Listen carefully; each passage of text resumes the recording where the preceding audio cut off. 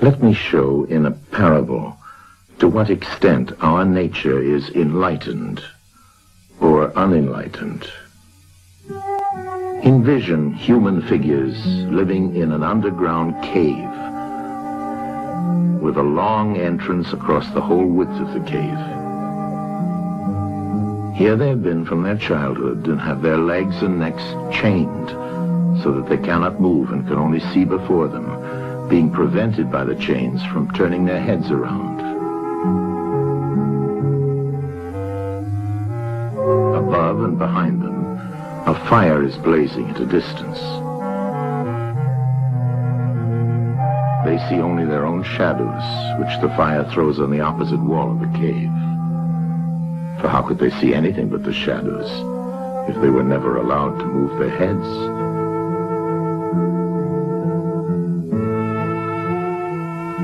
Between the fire and the prisoners, there is a raised way and a low wall built along the way like the screen which puppet players have in front of them, over which they show the puppets.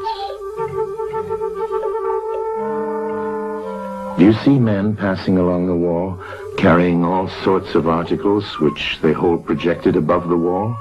Statues of men and animals made of wood and stone and various materials? Of the objects which are being carried in like manner, they would only see the shadows. And if they were able to converse with one another, would they not suppose that they were naming what was actually before them?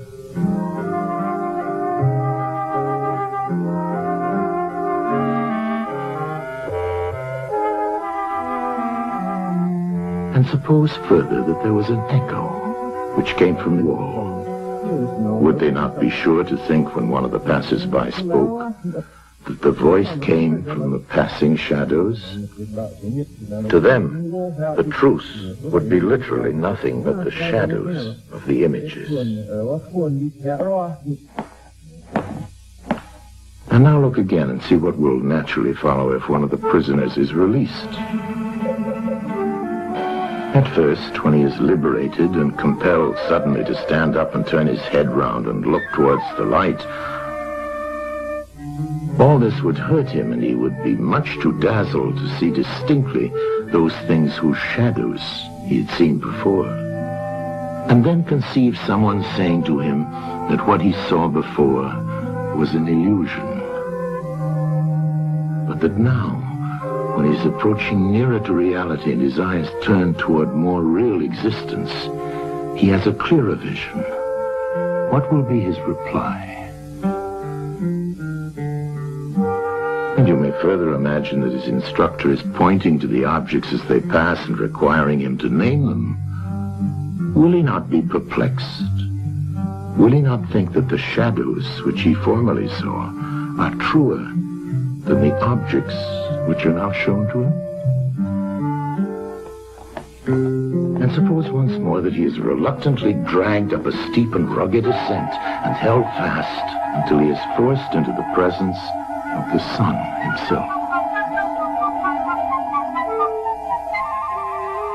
When he approaches the light, his eyes will be dazzled, and he will not be able to see anything at all of what are now called realities. He will require to grow accustomed to the sight of the upper world.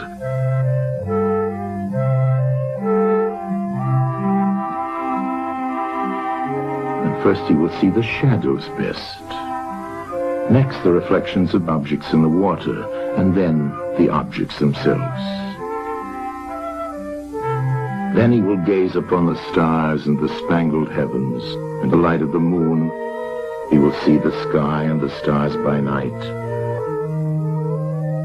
Last of all, he will be able to see the sun, and not mere reflections of it in the water, but he will see the sun in its own proper place, and not in another.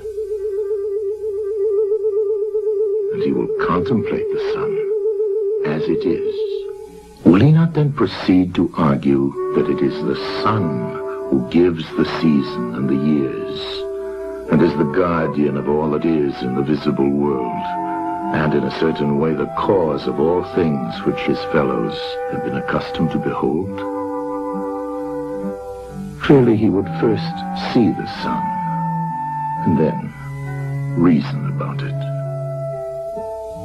And when he remembered his old habitation and what was the wisdom of the cave and his fellow prisoners, do you not suppose that he would bless himself for the change?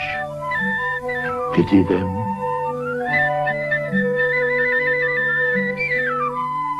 And if they were in the habit of conferring honors among themselves on those who were the quickest to observe the passing shadows, and to remark which of them went before and which followed after, and which were together, and who were therefore best able to draw conclusions as to the future, do you think that he would care for such honors and glories, or envy the possessors of them? Would he not say with Homer, "Better to be the poor servant of a poor master, and to endure anything rather than think as they do, and live after their manner"? Imagine once more such a one coming suddenly out of the sun to be replaced in his old situation. Would he not be certain to have his eyes full of darkness? And if there were a contest of measuring the shadows, and he had to compete with the prisoners who had never moved out of the den, while his sight was still weak, and before his eyes had become steady, wouldn't they all laugh at him and say he had spoiled his eyesight by going up there, and that it was better not to even think of ascending?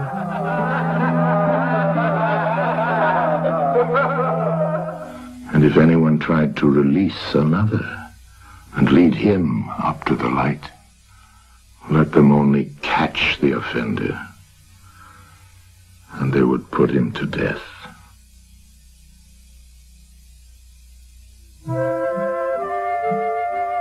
It is the task of the enlightened not only to ascend to learning and to see the good, but to be willing to descend again to those prisoners and to share their troubles and their honors, whether they are worth having or not. And this they must do, even with the prospect of death. They shall give of their help to one another, wherever each class is able to help the community.